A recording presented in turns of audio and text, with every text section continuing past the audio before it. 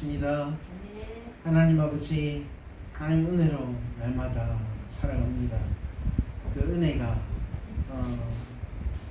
오늘뿐만 아니라 내일도 모레도 우리 인생 전체에 흐르는 하나님의 자비하심이 되게 하시고, 우리가 그 은혜를 힘입어 날마다 주를 경외하며 주를 잘 섬기며 이 세상에서 승리하며 살아갈 수 있는 하나님의 자녀들이 될 수 있도록 도와주시기 바랍니다.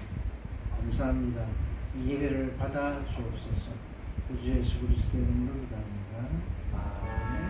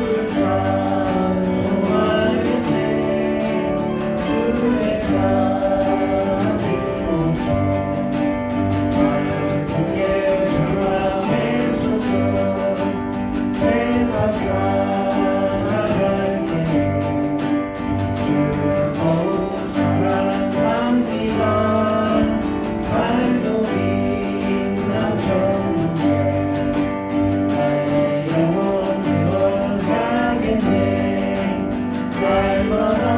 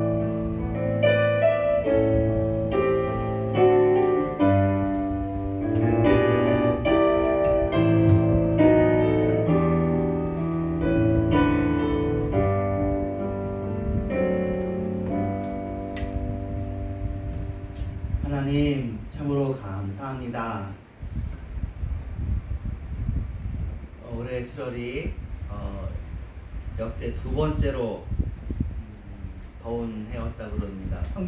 전국 평균 기온이 서울은 또 역대로 더웠지만 1994년 이후에 역대로 더웠는데 8월달이 또 어떻게 될지 잘 모르겠습니다. 주님께 올려드립니다. 주님을 사랑합니다.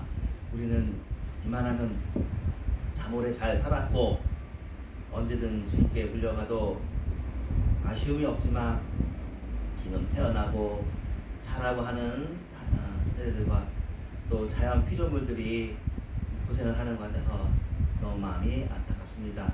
또 지금도 너무 고생하시는 분들 우리가 생각하면서 그분들을 붙들어 주시길 간절히 바랍니다. 예수님의 이름으로 기도합니다. 아멘. 잠언 26장 1, 2절 말씀입니다. 미련한 자에게는 영예가 적당하지 아니하니 마치 여름에 눈 오는 것과 추수 때 비 오는 것과 같으니라. 18번째 시간입니다.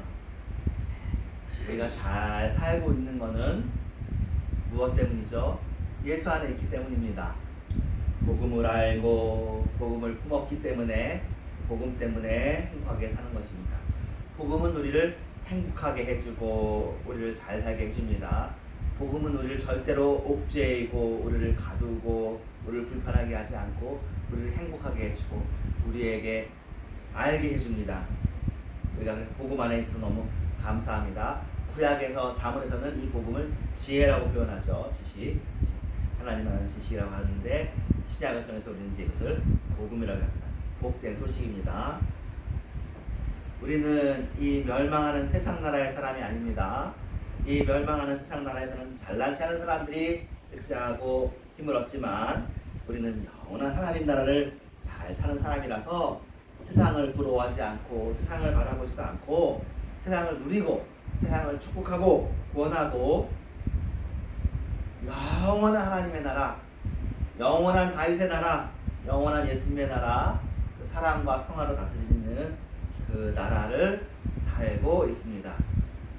같은 세상을 살면서도 세상 나라를 살고 있는 사람이 있고 하나님 나라를 살고 있는 사람이 있는데 우리는 하나님의 나라를 삽니다. 우리 하나님은 좋으신 분이십니다. 그러므로 여러분들한테 해당되는 말이 아니라 이 세상 사람은 참 불쌍한 사람들입니다. 이 세상에서 그럭저럭 살고 있다고 착각하고 살으니까 말입니다. 하지만 감사하게도 그들에게도 이렇게 복음을 들을 수 있는 기회도 있고 우리도 그들에게 잘 될 수 있는 기회가 있습니다. 그리고 그들도 주님 안에서 사랑과 평안과 행복의 나라를 바라볼 수 있습니다. 오늘은 무지에 대한 잠언인데요. 지혜를 계속 강조하다가 오늘 본문에는 매 절마다 무지하다 그런 단어가 들어가 있습니다. 미련한 자, 무지한 자의 어리석은 것을 따라 대답하지 말라. 두려건대 너도 그와 같을까 하노라.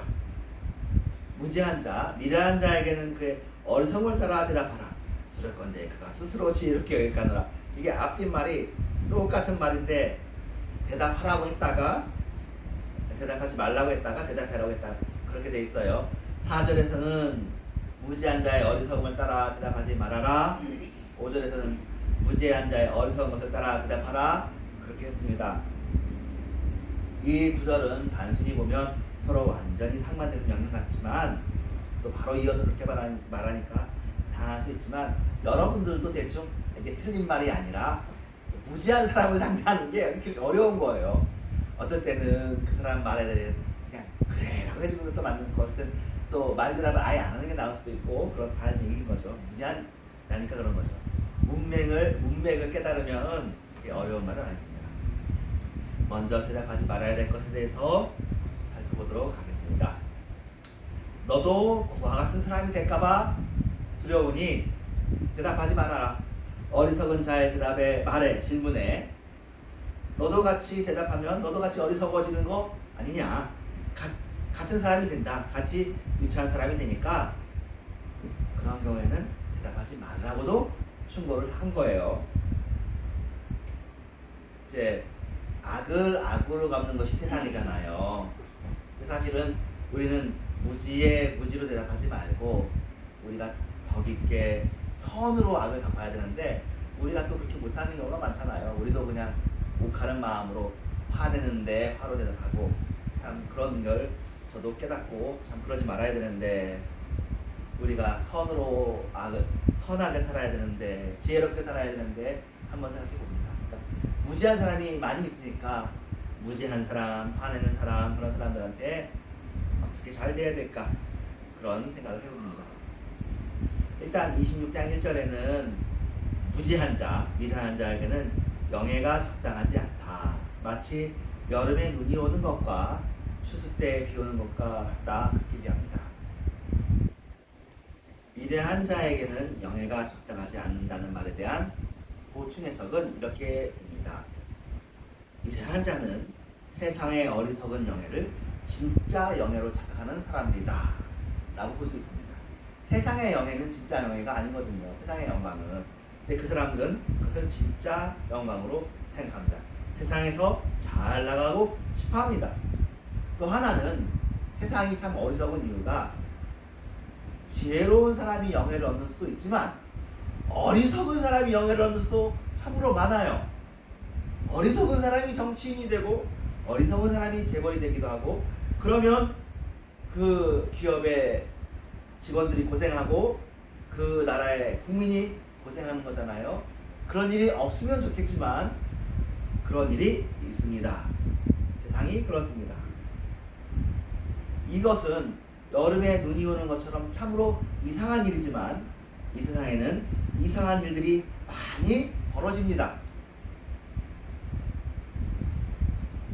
추수 때에는 비가 오지 않습니다. 추수 때가 비 오면은 그게 썩어버릴 거 아니에요. 여름에 비 오고 그리고 그것으로 식물이 자라고 그래야 되는데, 추수 때가 비 오면 많은 피해를 입는데, 어리석은 사람이 힘을 잡고 권력을 잡고 능력을 입고 인기를 얻고 영예를 누리면 추수 때에 비 오는 것처럼 많은 사람들에게 많은 피해가 있게 됩니다. 이 세상에는 그런 위험한 일들이 간혹 때로는 자주 일어납니다. 그러려니 해야 됩니다. 어쩌겠습니까? 이 세상이 세상이고 하나님 나라는 아니니까요. 하나님 나라는 이 세상에 숨져 있고 점점 커집니다. 결국 하나님 나라가 될 것입니다. 우리는 그 하나님 나라를 바랍니다. 지혜로운 사람이 힘을 얻고 어리석은 사람은 잘 따라가고, 그러면 질서가 있을 텐데, 지혜로운 사람은 밟히고 어리석은 사람은 득세하고 그런 일도 있으니까요. 그러므로 우리 여러분, 하나님을 믿는 우리들은 세상의 출세 그 자체, 출세가 나쁜 것이 아니지만 어리석은 자가 출세했다고 해서 존경하지 맙시다. 출세의 그 어리석음을 부러워하지 맙시다. 그럴 수도 있구나 라고 생각하면 됩니다. 우리의 마음을 빼앗기지 않으면 됩니다. 물론 귀한 사람이 출세하는 것은 우리가 응원하고 박수 쳐주고 우리가 그 혜택을 누리고 그렇습니다. 이 세상이 완전 횟가닥 지옥이 된 건 아니에요. 이 세상은 천국과 지옥의 사이에 있어가지고 다른 일들도 많이 일어납니다. 그리고 그런 일이 더 많이 일어나도록 우리가 노력을 해야 되죠. 그런 일이 제도가 되어지고 시스템이 되어지도록 좋은 사람이 자리 잡도록. 한 사람이 훌륭한 사람이 있으면 얼마나 많은 사람이 유익을 누립니까? 그런데 아무리 제도를 잘 갖춰놔도 안 될 땐 안 되더라고요. 힘듭니다. 자, 무지가 이렇게 세상에서 막 장난치고 난리칩니다. 예, 무지한, 2절 한 절에서만 무지가 없어요. 다 되어 있는데요. 무지한 사람이 저주하는 거죠. 까닭 없는 저주는 참새가 떠도는 것, 제비가 날아가는 것 같이 이루어지지 아니하느니라. 그러니까 이런 것에 의하면 무지한 사람이 저주한다고 화낼 필요도 없다는 얘기예요. 이루어지지도 않을 저주예요. 그 사람은 하나님과 연결되어 있지도 않아요. 그런 사람의 말에 우리가 귀를 기울일 필요가 없어요.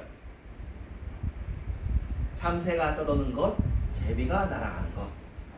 이건 사실 우리가 참새 좋아하고 제비도 좋아하는데요. 참새와 제비가 날아다니면서 어느 곳에 앉았다가 이내 떠나는 모습을 말하는 것입니다. 앉았지만 실제로는 그것에 멈추지 않는 것처럼 이 세상이 우리를 향해서 무지하게 어리석게 비난하고 저주를 할지언정 요새 요즘 악플 다는 거 있잖아요. 악플을 달지언정 그 악플이 나한테 영향을 미치지 않는다. 세상 사람들의 미움이 우리에게 영향을 미치지 않는다. 우리에게 그것이 자리 잡지 않고 날아간다. 한번 말은 했지. 그래 뭐 생각도 있고 자기도 미움이 있고 자기도 뭐 어떤 판단이 있으니까 말을 했겠지만 그 저주는 응답하는 저주가 아니다. 저주라는 건 사실은 축복도 나의 빈 축복이 임할지어다 하는 거고 저주도 나의 빈 저주가 임할지어다 하는 거잖아요. 네, 그 저주가 임하지 않는다는 거예요. 그러니까 걱정하지 마십시오. 사실은 신앙인에게는 저주가 없습니다. 다시는 저주가 없으며가 계시록에 천국 백성에게 주어진 약속이에요. 사실 우리가 마음속에 굉장히 많은 저주에 대한 생각들을 가지고 있어요. 나는 좀 이렇고 나한테 이런 게. 근데 여러분 저주의 사슬을 끊어버리십시오. 그렇지 않습니다. 그건 과거의 일들입니다. 우리를 향해선 하나님의 사랑이 있고요. 그 어떤 저주도 하나님의 사랑에서 우리를 끊을 수가 없습니다. 그래서 우리가 뭐 저도 그렇고 각각 개개인적으로 여러 가지 이제 생각들 있는데 어두운 생각들은 걷어내시기를 바랍니다.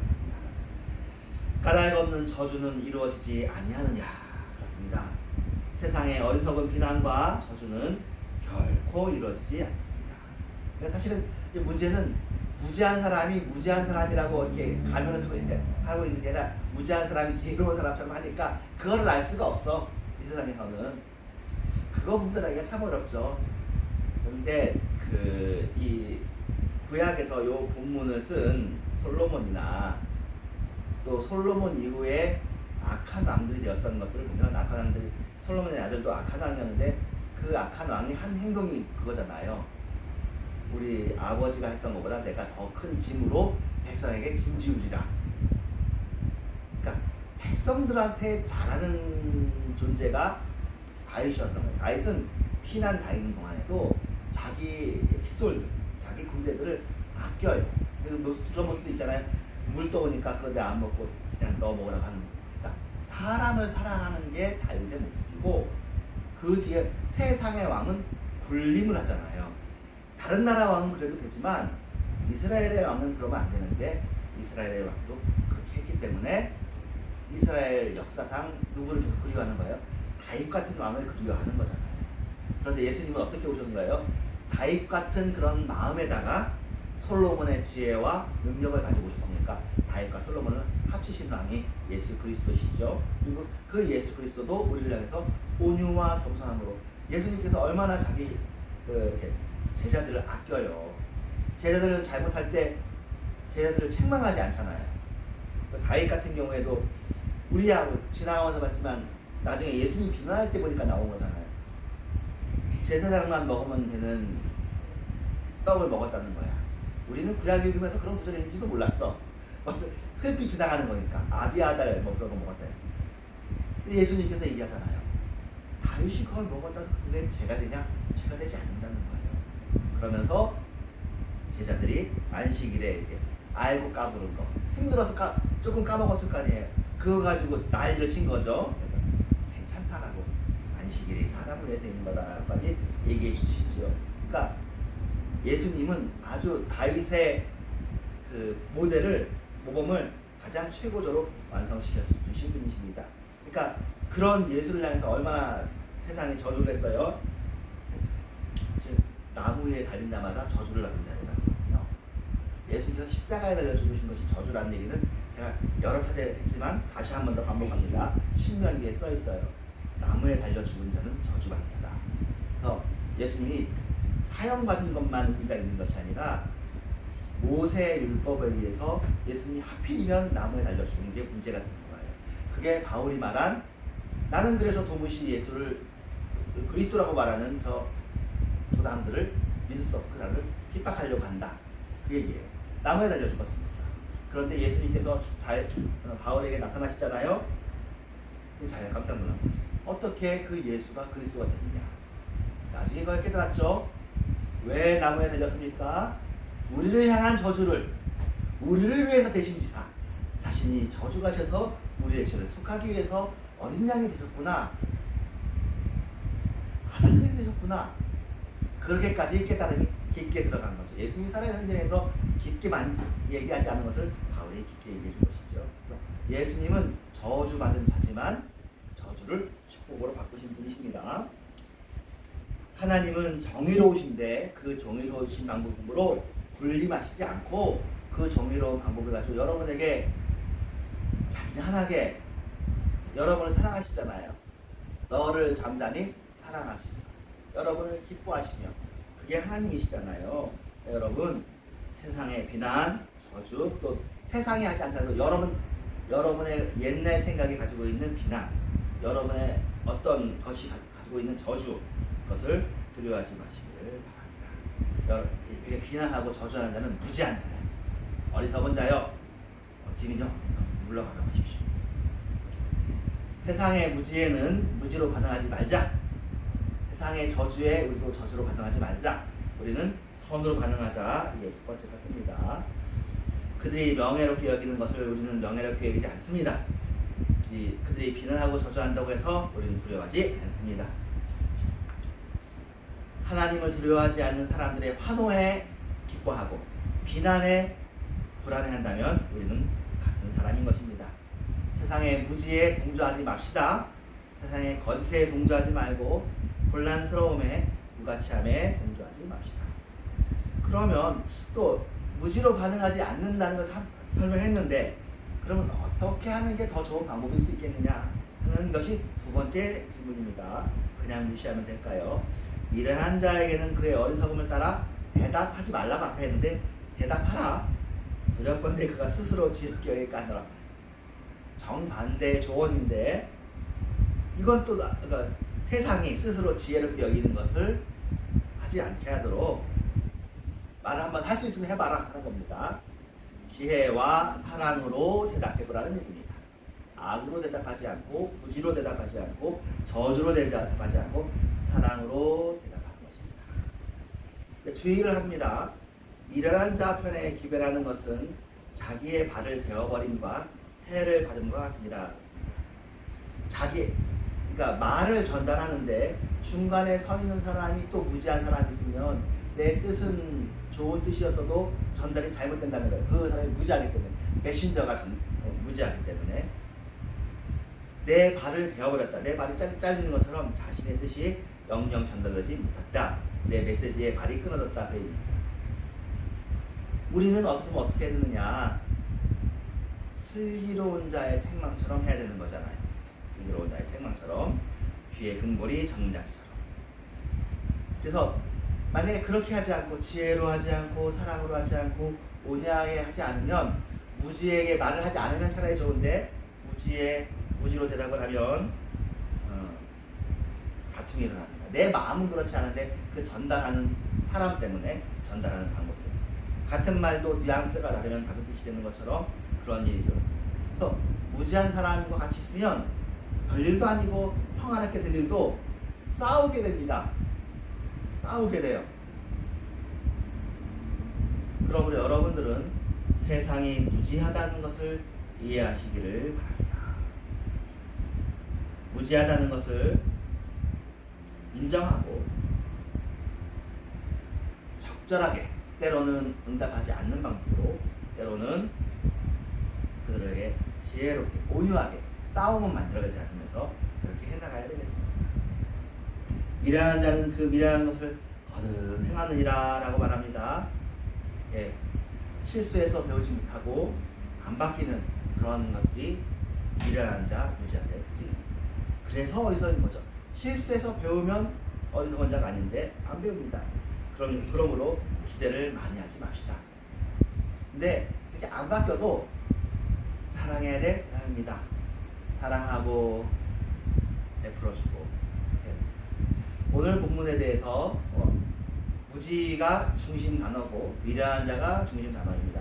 그렇다고 해서 미련한 자를 우리가 미워하지 않습니다. 미련한 자의 영예를 우리가 부러워하진 않지만 미련한 자도 사람이잖아요. 또 그러면 우리는 미련하지 않나요? 우리도 또 미련합니다. 하나님에 비교하면 우리도 역시 다 지혜롭지 못한 사람입니다. 이 세상에 타락한 세상에 살고 있기 때문에 타락이 우리에게 배어서 있습니다. 하나님을 모르는 것이 무지입니다. 하나님이 세우신 진리를 모르는 것이 무지이고요. 오늘날 세상은 무지로 개각합니다. 이 하나님을 모르는 것이 뭐냐면 하나님의 존재를 모르는 것이 아니라 하나님이 사랑이라는 것을 모르는 겁니다. 이 세상 사람은 하나님이 사랑인 것을 모릅니다. 하나님이 세상 왕인 줄만 알고 있습니다. 그렇지 않습니다. 하나님은 사랑이십니다. 그걸 알려주시려고 예수님께서 십자가를 지셨잖아요. 하나님이 세운 진리가 무엇입니까? 서로 사랑하라. 하나님을 사랑합니다. 그것도 모릅니다. 우리는 하나님을 압니다. 우리는 사랑하는 사람입니다. 사랑으로 가득한 사람입니다. 하나님께서 말씀하신 진리가 무엇인지를 압니다. 이것은 너희는 서로 선대하고 악으로 선을 갚으며 그런 사람들이 우리들입니다. 세상은 여전히 그것을 모르기 때문에 무지합니다. 근데 때로는 교회가 오히려 싸우고 세상이 평화로울 때가 있어요. 그럼 우리가 반성해야죠. 세상은 평화로운데 교회가 막 싸워. 그러지 말고요. 우리는 지혜로운 사람이 됩시다.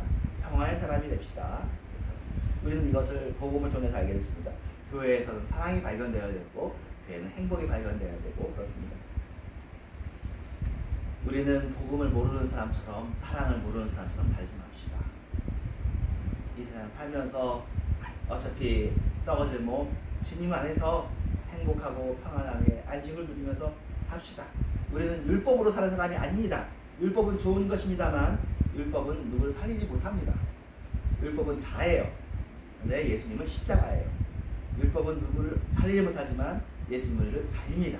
여러분은 살려주는 사람입니다. 세상의 무지에 무지로 반응하지 맙시다. 세상의 악플에 여러분 반응하지 마십시오. 여러분의 악플, 여러분 자신이 여러분을 향한 악플을 할 때도 반응하지 마십시오. 그 악플에 지혜와 사랑으로 반응하는 사람이 되시기를 바랍니다. 기도하겠습니다. 하나님 감사합니다. 주님을 사랑합니다. 주님께서 우리를 붙잡아 주실 거 믿습니다. 이 시간도 하나님 안에서 우리가 신앙생활하면서 어떻게든지 감사와 기쁨으로 주님의 지혜로 가득 채워지기를 원합니다. 붙잡아 주시옵소서. 예수님의 이름으로 기도합니다. 아멘.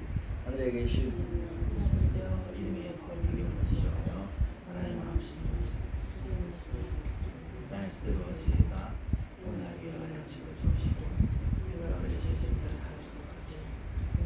사주시고 너를 시험을 하나님께서 거기서 대개 나라와 권세와 영광이 아버지께 영원히 싸움나이다.